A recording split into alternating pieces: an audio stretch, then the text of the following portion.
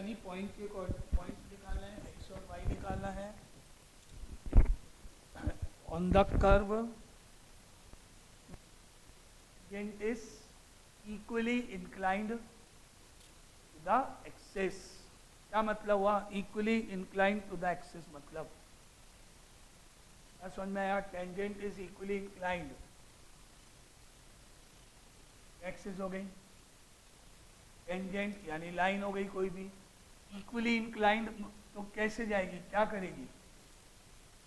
Line कैसे बनाओ equally inclined to the axis? मतलब L equally inclined to the axis,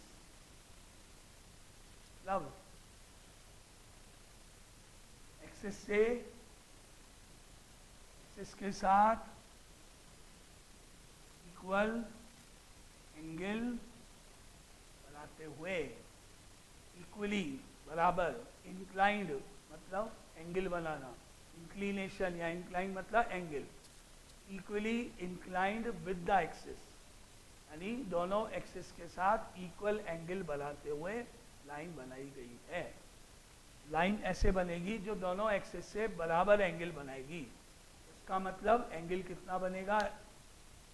x axis से भी 45 डिग्री, वाई एक्सिस से भी 45 डिग्री, क्योंकि दोनों के बीच में 90 होता है, इक्वल तो बराबर बच जाएगी, 45 डिग्री का एंगल बनेगा।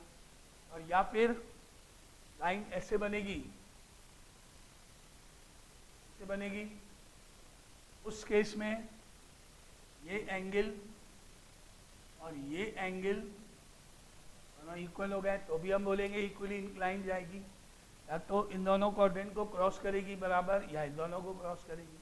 और जब हम स्लोप निकालते हैं तो हमने पढ़ा था स्लोप होता है tan थीटा। थीटा कौन सा? ये वाला जो एक्स एक्सिस से पॉजिटिव डायरेक्शन में बनाया जाता है, एंटी क्लॉकवाइज जो जाएंगे वो थीटा होता है। तो ये एंगल एक्स एक्सिस से बना 45 डिग्री, तो इसके tan की वैल्यू यानी कि tan 45 डिग्री, इस वाली लाइन का स्लोप हो गया, कितना होता है? 1। ये जो लाइन जाएगी इसका स्लोप तो 1 हो गया। और जब लाइन ऐसे जाएगी, ऐसे जा रही है, तो उस केस में जो एंगल कंसीडर होगा वो कौन सा कंसीडर होगा? पॉजिटिव एक्स एक्सिस से जाएंगे तो यहाँ से यहाँ तक का एंगल कंसीडर होगा, यो जाने पर। कि एंगल कौन सा कंसीडर होता है? जो पॉजिटिव एक्स एक्सिस से बनता है, या एंटी क्लॉकवाइज एक्स एक्सिस। जैसे इस लाइन के लिए तो ये वाला एंगल कंसीडर करोगे 45 डिग्री, जिसकी tan की वैल्यू 1 हो गई, उसका स्लोप 1 हो गया। और इसके लिए ये एंगल कंसीडर करोगे, अब ये एंगल कितना होगा? 135 डिग्री, क्योंकि यहाँ तक तो पता है ना 90 होता है, यहाँ तक तो 90 होता है, और ये आपको पता ही है 45 है, आधा 135 हो गया। और tan 135 की वैल्यू में और tan 45 में क्या डिफरेंस है? -1। tan 45 डिग्री अगर 1 है तो tan 135 डिग्री -1 होता है ऑब्ट्यूज एंगल। तो बस आपको इतना ध्यान रखना है, ये तो मैंने बताया आपको। आपको याद क्या रखना है, ये सब की जरूरत नहीं है, लिखना क्या है यहाँ पर वो देखो। If line is equally inclined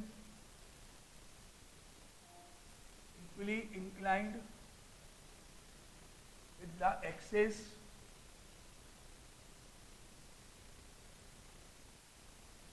then its slope equal to ±1 होता है। अब आप बोलोगे तो ट्रिग्नोमेट्री आ गई हमारे कोर्स में, क्यों है? तो यहाँ पे कोई ट्रिग्नोमेट्री नहीं है, आपको सिर्फ इसको लाइन को डायरेक्ट यूज करना है, याद करना है। भाई अगर कोई लाइन इक्वली इंक्लाइंड होती है एक्सिस के साथ तो उसका स्लोप या तो 1 होगा या -1 होगा। क्यों होगा? उसका रीजन अभी आपने यहाँ देखा डायग्राम में। तो ये एक्सप्लेन नहीं करना आपको कि भाई ये इक्वली इंक्लाइंड है तो 45 बनाएगी, इतना बनाएगी, tan 45 इतना होता है, इसकी वैल्यू इतनी होती है, डायग्राम वगैरह। आपको बस ये लाइन लिखनी है रीजन के रूप में कि आप टेंजेंट का स्लोप +1 -1 क्यों मान रहे हो। आपको इनडायरेक्टली क्वेश्चन में टेंजेंट का स्लोप मालूम है। क्या मालूम है? कि भाई slope of the tangent is plus minus 1 है, ये ऑलरेडी क्वेश्चन में गिवन है इनडायरेक्टली। तो आपको सिर्फ ये लाइन लिखनी है एग्जाम में रीजन के रूप में, और फिर आपके बाद क्वेश्चन स्टार्ट हुआ। अब हम कहेंगे therefore slope of tangent equal two plus minus 1। अब ये तो स्लोप ऑफ दी टेंजेंट आया कहाँ से, गिवन हुआ, क्वेश्चन में दिखा हुआ था, क्वेश्चन की हेल्प से मिला आपको, क्वेश्चन की हेल्प से मिला, क्वेश्चन में दिया हुआ है इनडायरेक्टली। लेकिन आप अगर स्लोप ऑफ दी टेंजेंट निकालोगे तो वो कैसे निकालोगे?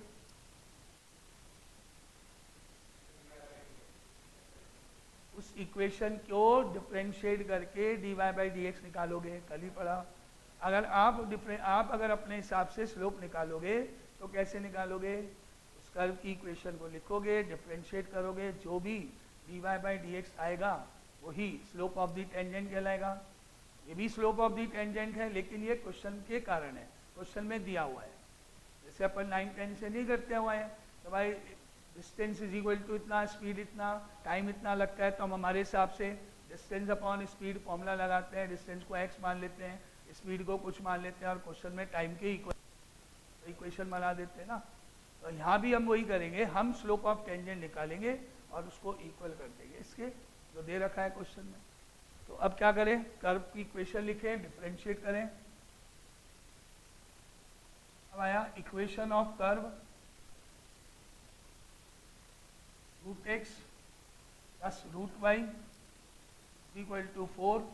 अब हुआ ये differentiate with respect to x, root x का डेरिवेटिव 1/2 रूट एक्स। अब रूट वाई का डेरिवेटिव 1/2 रूट वाई, वाई का dy by d x equal to में 4 का 0 हो गया। अब ये वैल्यू उधर गई, पहले माइनस की हुई, तो 1/2 root y dy by d x हुआ यहाँ इक्वल टू माइनस का 1/2 रूट एक्स हुआ, उसे 2 कैंसिल हुआ। अब ये ऊपर इंटू हुआ, माइनस का रूट वाई हो गया ऊपर, तो dy बाई डी एक्स की वैल्यू आ गई आपके पास, माइनस का रूट वाई ऊपर और अपॉन रूट एक्स यहाँ। dy बाई डी एक्स आया, और जो भी dy बाई डी एक्स आता है उसको क्या बोलते हैं? स्लोप ऑफ टेंजेंट आ गया, minus root y upon root x. जो भी dy बाई डी एक्स आएगा वो क्या कहलाता है? स्लोप ऑफ दी टेंजेंट कहलाएगा। अब ऊपर already slope of the tangent लिखा हुआ है, और ये भी स्लोप ऑफ दी टेंजेंट आया, एक गिवन था और एक आपने निकाला अलग अलग में। अब कर दो इक्वेट दोनों को, दोनों इक्वल हो गए। Minus root y upon root x is equal to एक बार 1 और एक बार -1। अब दोनों स्लोप ऑफ दी टेंजेंट है तो इक्वल हो जाएंगे दोनों। Minus root y upon root x is equal to 1,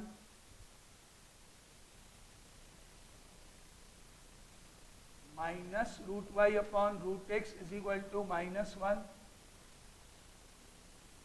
यानी यहां से तो root x is equal to root minus root y हो गया, root x is equal to minus root y हो गया, और यहां से root x is equal to root y हो गया। आंसर तो नहीं निकला लेकिन कुछ इक्वेशन बनी। तो कल अपने क्या बोला था कि कभी कभी ऐसा होगा वैल्यू नहीं निकलेगी, इक्वेशन बन जाएगी। अब इसको रखेंगे कहाँ पे? कर्व की इक्वेशन लिखेंगे, उसमें रखेंगे इसको। Now equation of curve root x plus root y is equal to 4। पहले रूट एक्स की जगह यहाँ पे क्या लिख दूं?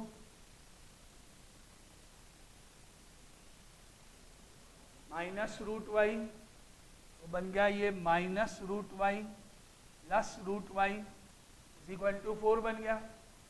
ये तो पॉसिबल ही नहीं है, क्योंकि लेफ्ट साइड तो कट के 0 हो गई। अब 0 इक्वल टू 4 तो हो नहीं सकता, तो ये तो गलत हुआ, which is not possible.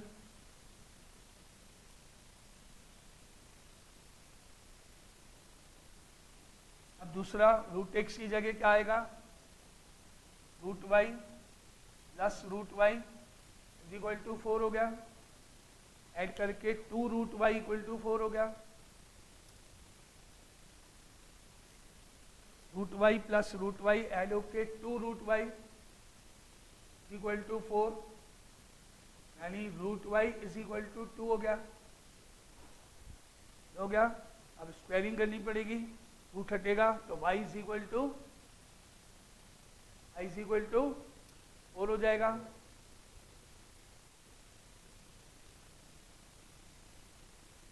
y की वैल्यू आ गई। अब y की वैल्यू को कहाँ रखेंगे, इस वाले पार्ट में, इससे सॉल्व किया था, इसको इसके अंदर रखोगे, root x is equal to root y में रखोगे। देयरफॉर x की वैल्यू भी 4 आ गई, क्योंकि x इक्वल टू वाई हो गया स्क्वायरिंग करने पे। तो x अगर y 4 आया तो x भी 4 हो गया। आंसर हुआ required point is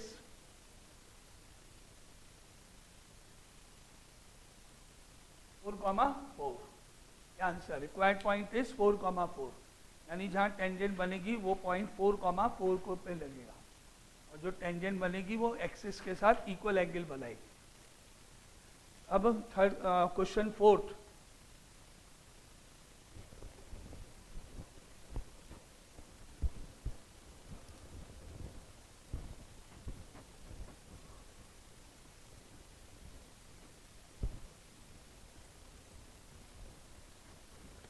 example number 4, find the points on the curve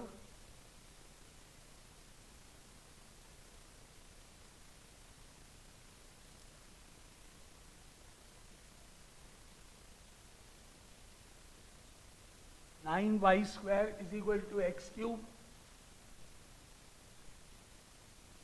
where the normal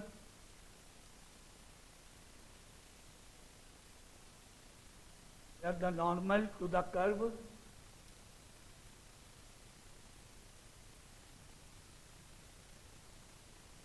makes equal intercepts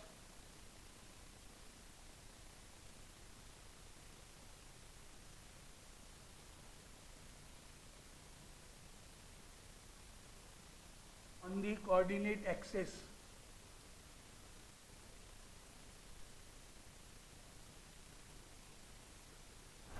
Find the points on the curve 9y square equal to x cube, where the normal, अब tangent नहीं, normal the curve makes equal intercepts on the coordinate axis. तो अगर कोई line axis के साथ equal intercept बनाती है, उसका क्या मतलब हुआ, ऐसे जाएगी, क्या मतलब हुआ, इक्वल इंटरसेप्ट उसे ये तक का जो भी डिस्टेंस होगा और उसे बी तक का जो भी डिस्टेंस होगा वो इक्वल होगा। इंटरसेप्ट, एक्स इंटरसेप्ट मतलब लाइन एक्स एक्सिस को ओरिजिन से कितने डिस्टेंस पे कट करेगी और वाई एक्सिस को कितने डिस्टेंस पे कट करेगी। यानी लाइन कैसे जाएगी आपकी, ऐसे जाएगी, यहाँ से यहाँ तक का जो डिस्टेंस है, मान लो ए, तो ये डिस्टेंस भी ए होगा। तो ये कहलाएगा कि लाइन कोऑर्डिनेट एक्सिस के साथ इक्वल इंटरसेप्ट बनाती है। क्या बनाती है, इक्वल इंटरसेप्ट बनाती है। ये मतलब हो गया, ये मतलब हो गया। तो दो तरीके हो गए। अब आपको ये पता है कि अगर ये ए और ए इंटरसेप्ट बनाती है तो इस लाइन की इक्वेशन क्या होगी,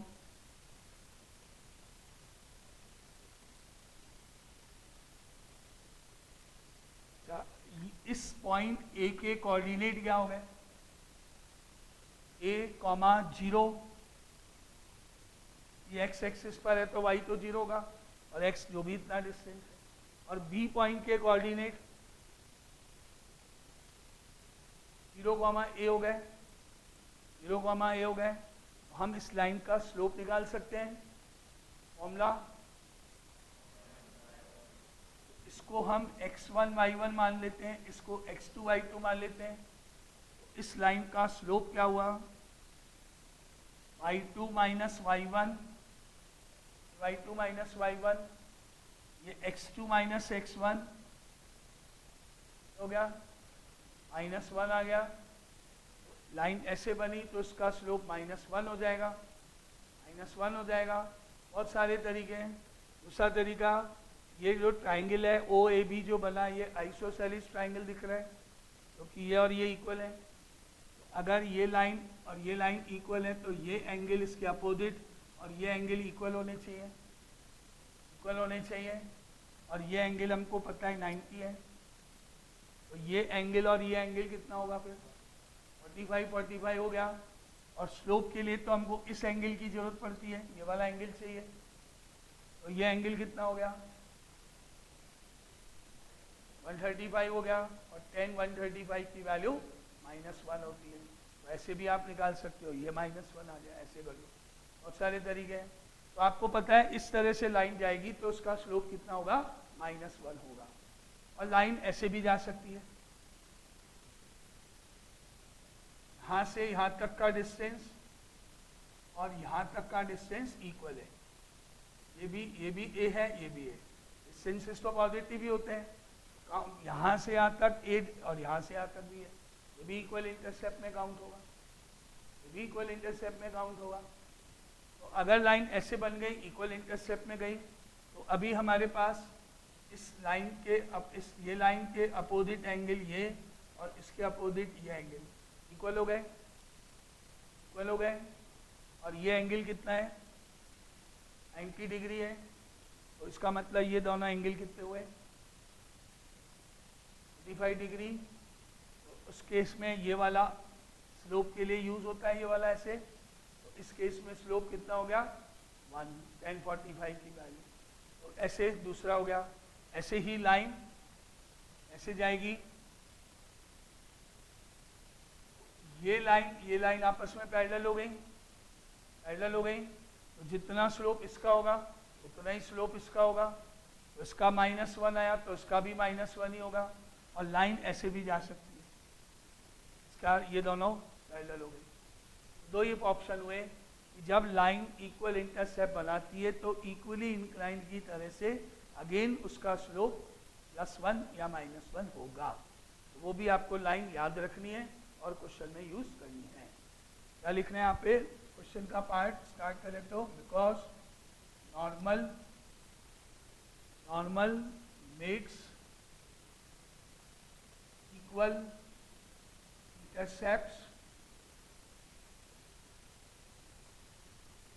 intercepts on the coordinate axis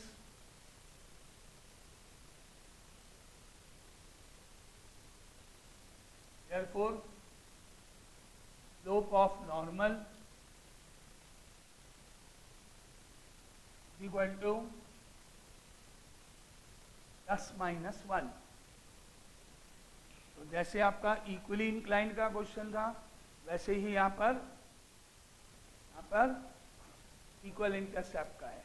और अगर वहाँ टेंजेंट बना रही थी तो टेंजेंट का स्लोप आया, यहाँ नॉर्मल है तो नॉर्मल का स्लोप। तो अब हमारे को नॉर्मल का स्लोप मालूम है। क्वेश्चन के अकॉर्डिंग नॉर्मल का स्लोप 1 होगा या -1 होगा। अब आप कैसे निकालोगे नॉर्मल का स्लोप,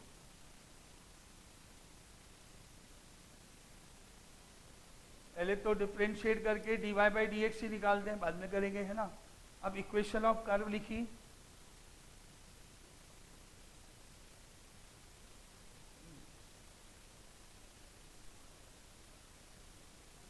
+1 -1 दोनों, इधर का -1 इधर का +1। 4 डायग्राम बनेंगे, 4 तरीके से जाएगी लाइन ऐसे। Equation of curve is 9y² = x³। Now differentiate with respect to x। 9 into i² का derivative y d y by d x होगा, 18 y d y by d x हो गया। राइट साइड में एक्स क्यूब का derivative 3x square हो गया, और 3 और 18 कट के 6 आया, d y by d x कितना हो गया, एक्स स्क्वायर अपॉन 6y हो गया। ये क्या आया, और d y by d x को क्या बोलते हैं, स्लोप ऑफ दी टेंजेंट। ये आया अभी slope of the tangent.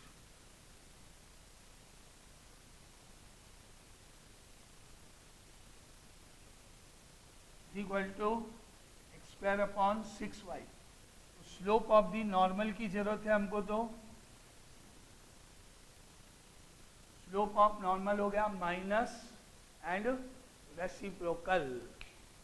Tangent का जो भी स्लोप होगा उसका reciprocal and sign change.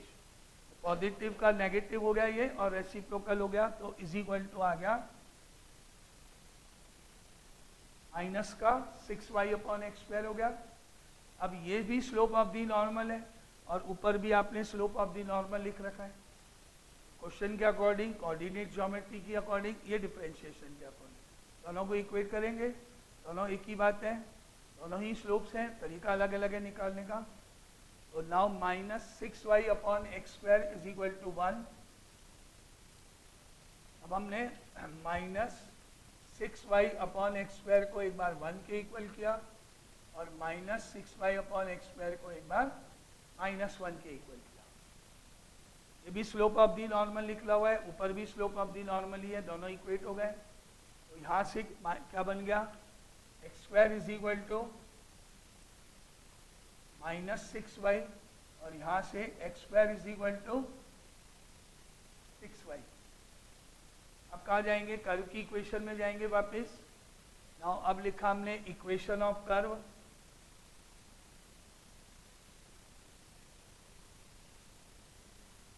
Nine y square equal to x cube.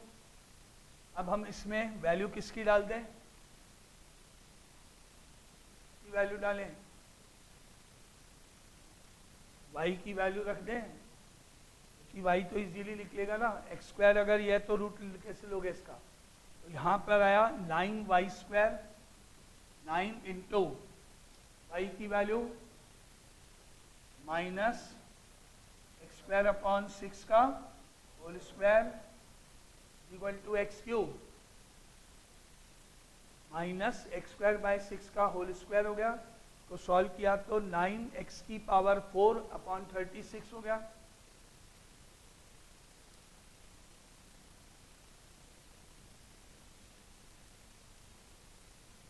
Nine से 36 करके 4 हो गया। x4 is equal to 4x cube,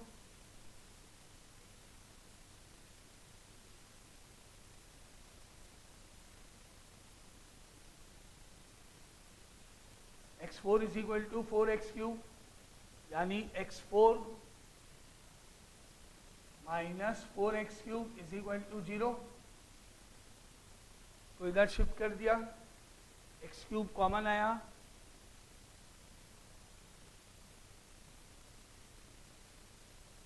minus 4 equal to 0। इसकी दो वैल्यूज आई,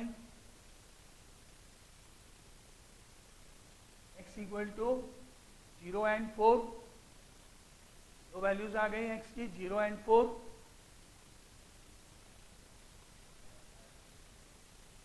बस तो फिर गलत क्या आंसर हो गया।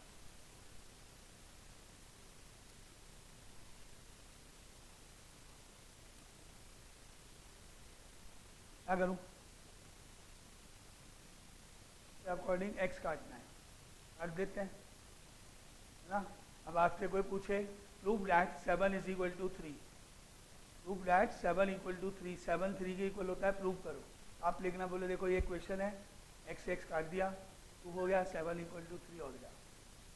सोचो तुम खुद ही, अगर तुम इसको ऐसे काट दोगे तो जो रिजल्ट आएगा वो सही है ना। तो फिर नेचुरल बात है कि आपका जो स्टेप है वो कुछ ना कुछ गलत है, पॉसिबल ही नहीं है ना काटना। वैसे काटते थोड़ी है, कॉमन लेते हैं भाई। अगर मैं आपको बोलूँ कि यहाँ एक इक्वेशन लिखी हुई है 2x² माइनस का 5x इक्वल टू 0, एक क्वाड्रेटिक इक्वेशन लिखी हुई है, x की वैल्यू फाइंड करोगे, कैसे निकालोगे? तो अभी तो उसने बोला इतना इजी, मैं तो बोला उधर ले जाओ काट दो, वो क्यों नहीं कर रहे हो, कॉमन क्यों ले रहे हो? ऐसे ही करते हैं ना, कॉमन लेते हैं।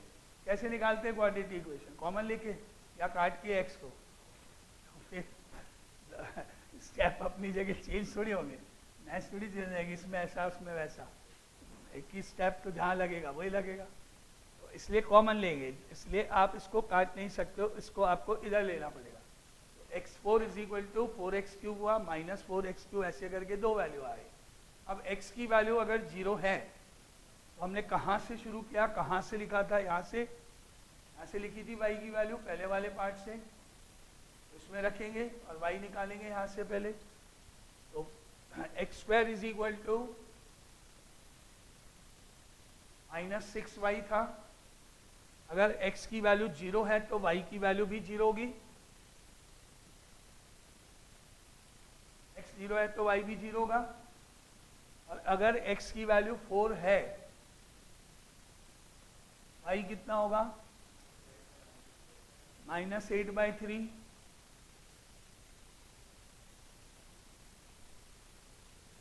अभी हमारे पास दो आंसर आ चुके हैं, एक तो हो गया 0,0, एक हो गया 4, माइनस 8/3, लेकिन अभी हमने इसको ही तो लिया है, इसी को तो लेके सॉल्व किया, यही तो रखा है यहाँ पे।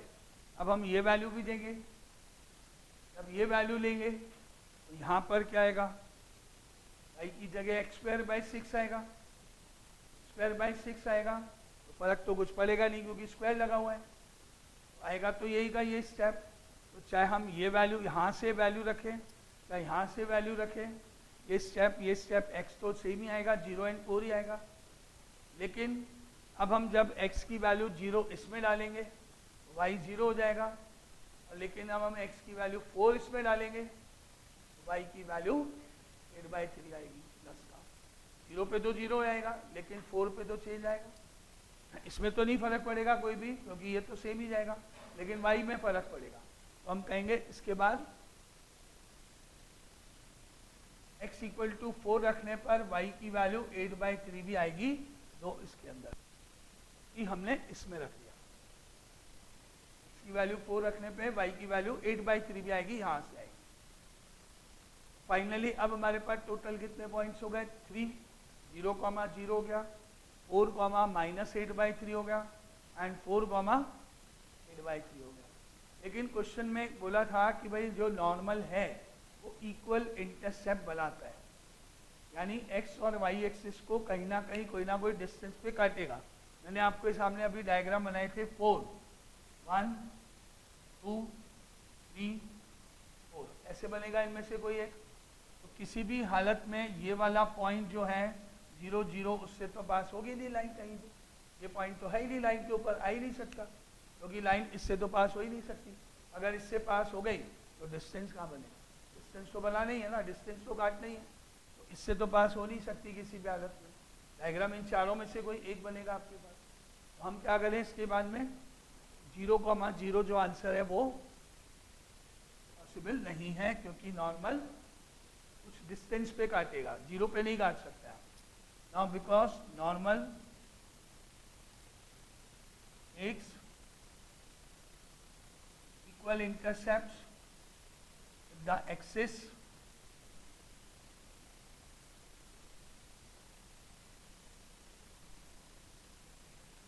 therefore it cannot pass through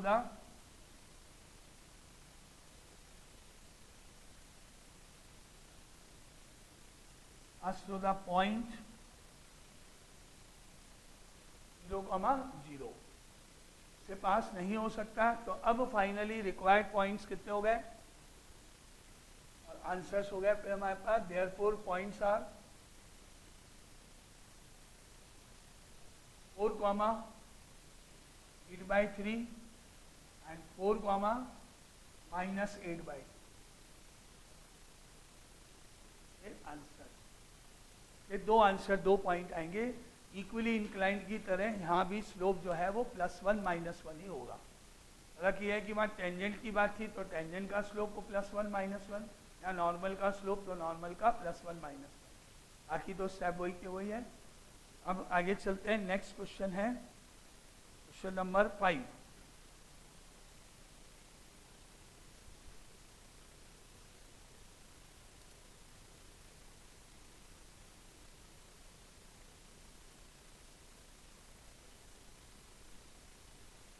Question number 5, find the equation of the tangent and normal.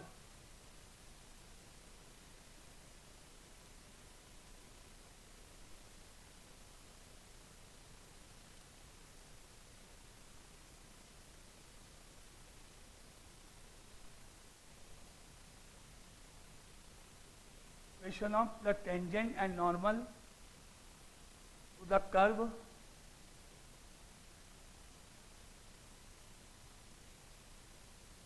y is equal to x minus 7 upon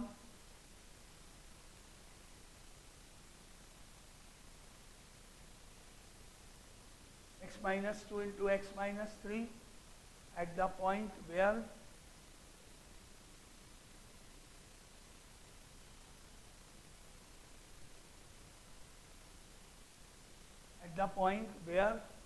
it cuts the x-axis.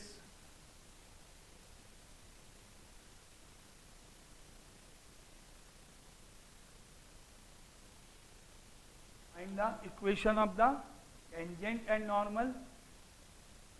Equation निकाली है तो आपको वो जो पॉइंट है जिस पे टेंजेंट या नॉर्मल बनाई गई, जिसको x, y से हमने निकाले अभी तक, वो चाहिएंगे और स्लोप भी चाहिए। तो आपको क्या करना है, पहले सोचो इस लाइन का क्या मतलब है कि भाई ये कर्व जिस पॉइंट पर x एक्सिस को कट करता है उस पॉइंट पर हमने टेंजेंट और नॉर्मल बनाए हैं। यानी आपका रफली डायग्राम क्या है, रफ में अगर मान लो आपने ऐसे कोई कर्व बना दिया तो यहाँ पर मान लिया आपने एक ऐसे कर्व बना दिया, ये x एक्सिस को कट करेगा जिस पॉइंट के ऊपर, उस पॉइंट के ऊपर हमने टेंजेंट बना दी ऐसे, और इस पॉइंट के ऊपर इसके परपेंडिकुलर जाते हुए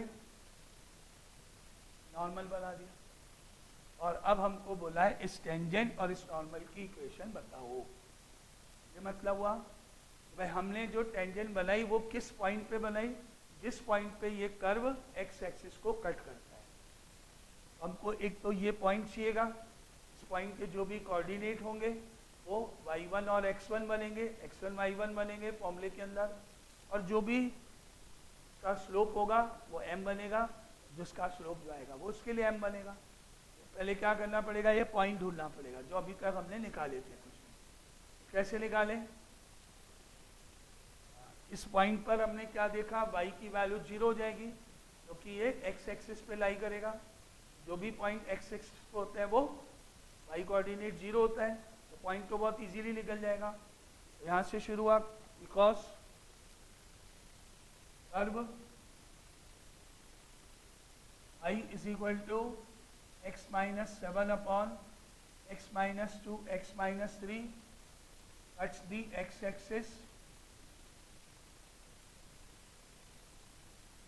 x-axis, therefore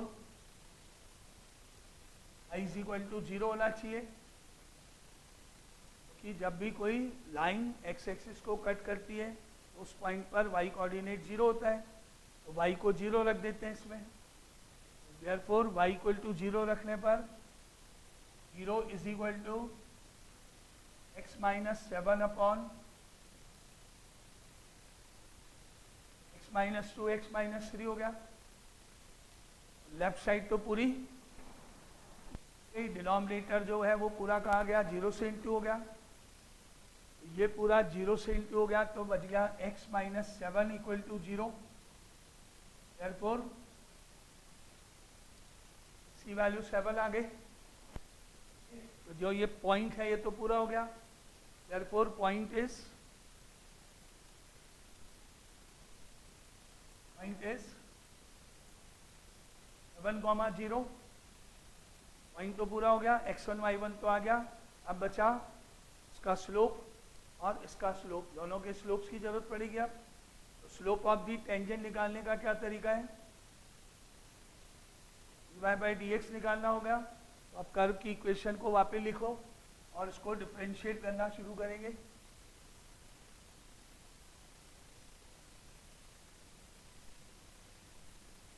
equation of curve है y is equal to x minus 7 upon x minus 2 into x minus 3। अब इसको पहले इन दोनों ब्रैकेट को आपस में मल्टीप्लाई कर दें। तो y is equal to x minus 7 upon कितना हो गया,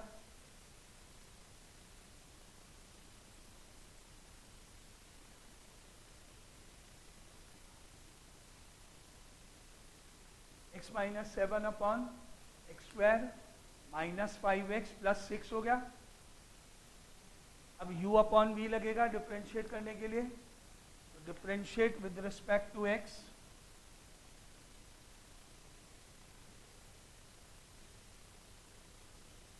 dy/dx equal to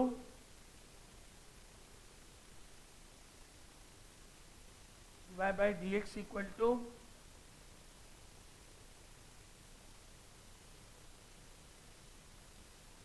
denominator x square minus 5x plus 6 into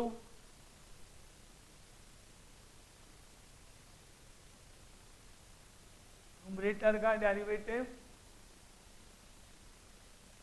1 हो गया, न्यूमरेटर का डेरिवेटिव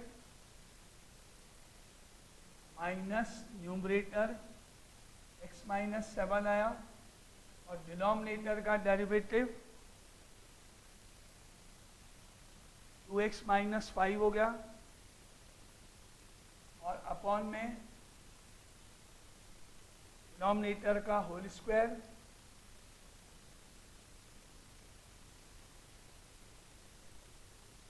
हो गया। u अपॉन v का फॉर्मूला लग गया। अब हमको स्लोप निकालना है टेंजेंट का।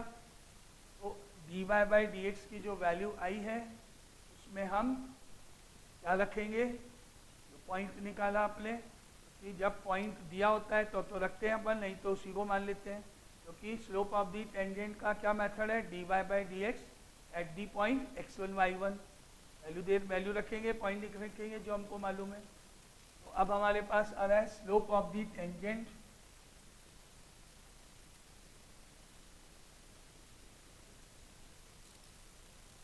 का मतलब dy/dx की वैल्यू एट द पॉइंट 7,0। तो इसको बिना सॉल्व किए x की वैल्यू 7 रख देते हैं, भाई तो है ही नहीं इसमें। तो क्या आएगा, 7 का स्क्वायर 69, 5 इंटू 7 35 प्लस का 6। और सेकंड वाले पार्ट में जैसे ही आपने x को 7 रखा, माइनस के बाद वाला पार्ट तो वो पूरा 0 हो जाएगा 7 माइनस 7 के कारण, इसलिए सॉल्व करने की कोई ज़रूरत है ही नहीं। यहाँ पे 49, ये 35, ये 6 और वो पूरा 0 और अपॉन में 49 माइनस 35 प्लस 6 का होल स्क्वायर हो गया। एक तो कट गया, वैसे ही बिना सॉल्व के ऊपर नीचे सेम है। तो इसको काटो, ऊपर 1 हो गया और नीचे 49 और 6 50, 49 और 6 55 हुआ, 55 में से 35 गया, बचा। स्लोप ऑफ दी टेंजेंट आ गया 1/20। अब इसका रेसिप्रोकल और साइन चेंज कर दें तो आएगा slope of the normal. Slope of tangent आ गया, अब slope of normal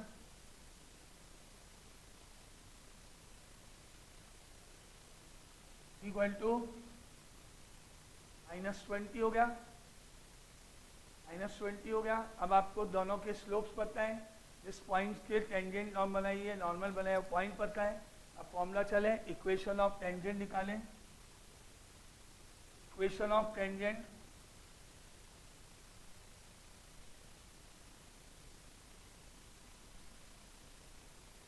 y minus y1 m into x minus x1 formula आया, x1 की जगह 7, y1 की जगह 0 और m की जगह माइनस m की जगह 1/20 slope of the tangent 7, 0 point था, y माइनस 0 1/20 x माइनस 7 क्या आया 20 इधर क्या 20y equal to x minus 7 हुआ। अब एक साइड में सब 20y को उधर ले जाके x minus 20y minus 7 equal to 0, equation 1 बन गई, आंसर नंबर 1 आ गया, टेंजेंट की इक्वेशन फाइंड हो गई। अब इक्वेशन ऑफ नॉर्मल निकालें।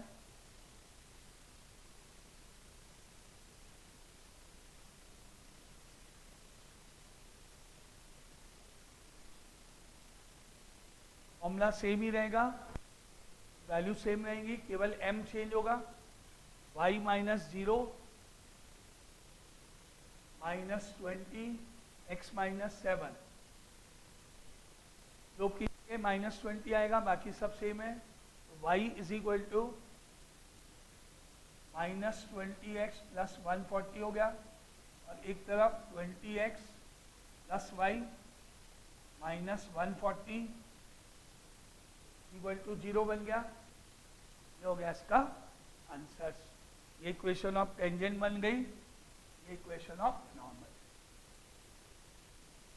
ऐसा पहले पॉइंट चाहिएगा, फिर दोनों के स्लोप्स की जरूरत पड़ेगी, ऐसा लेने के लिए।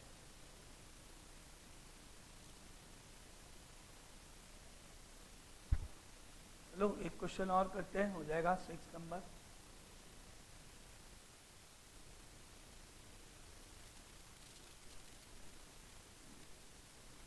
show that a line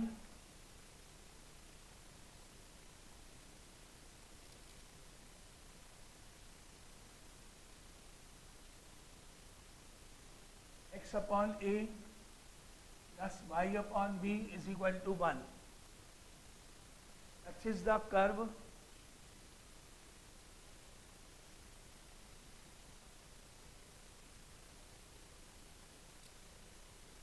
is the curve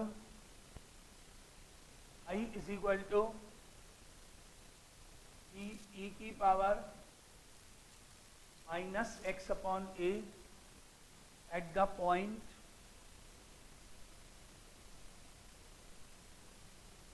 where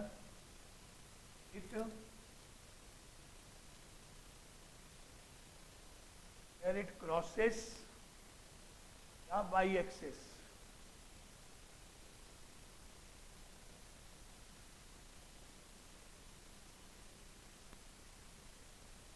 almost same question है, अलग सिर्फ इतना है कि भाई हमने जो अब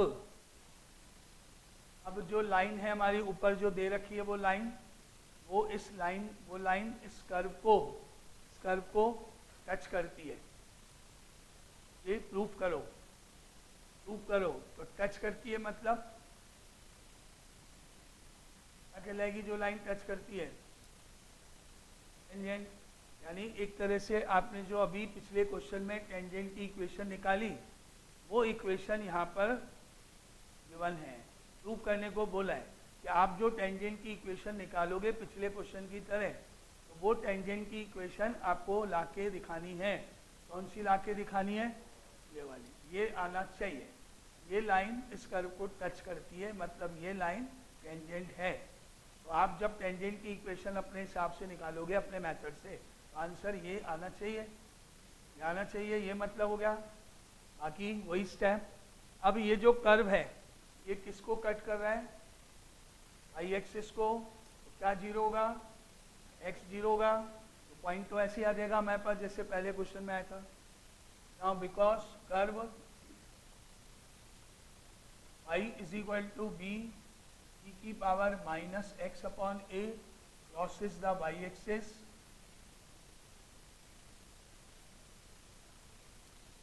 देयरफॉर x इक्वल टू 0 हो गया। अब यहाँ पर x की जगह अगर 0 आया तो e की पावर 0 हो गया, और वो तो 1 होता है, तो y की वैल्यू भी आ गई। तो अभी ये हो गया therefore y is equal to b, e की पावर 0 गई x की जगह 0 रखने पर, और e की पावर 0 होने के कारण y की वैल्यू भी आ गई। पॉइंट पूरा हो गया, पॉइंट पूरा हो गया। Therefore point is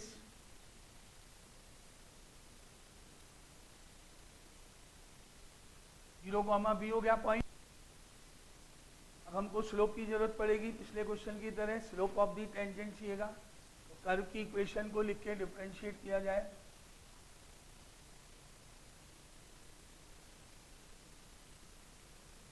I is equal to B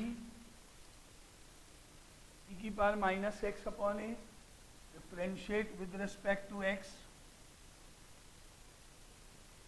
y का dy by d x, b constant as it is.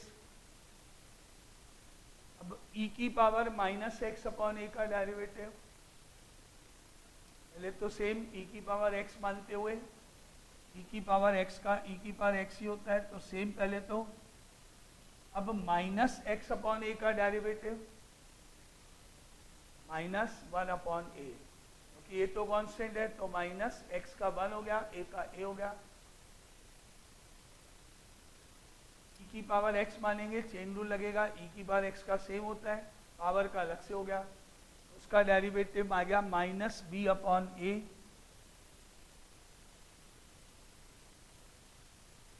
ई की पावर माइनस एक्स अपॉन आ गया, d y by d x आ गया।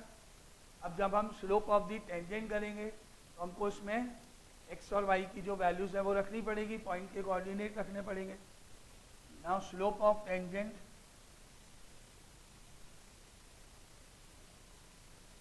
That is d y by d x की value at the point 0, b equal to minus b upon a, e की power 0, x की value 0 रख दी, minus b upon a, e की power 0, ई की power 0 1 होता है, तो माइनस बी अपॉन ए हो गया। स्लोप ऑफ दी टेंजेंट बन गया, पॉइंट पहले आ गया। अब इक्वेशन ऑफ टेंजेंट लिखी जाए।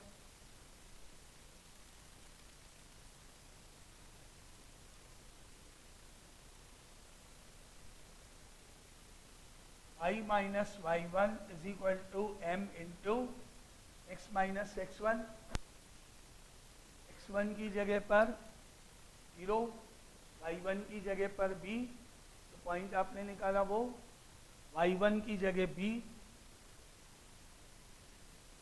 स्लोप की जगह माइनस b अपॉन a, और x माइनस x1 की जगह 0। ए तो गया लेफ्ट साइड में, y माइनस बी की तरफ इंटू हुआ, ए वाई माइनस ए बी, और इधर हो गया माइनस का बी एक्स हो गया। अब बी एक्स को तो माइनस बी एक्स को लेफ्ट में ले जाके प्लस बी एक्स कर दो, और माइनस ए बी को प्लस ए बी कर दो, उधर ले जाओ, b x plus a y equal to a b हो गया।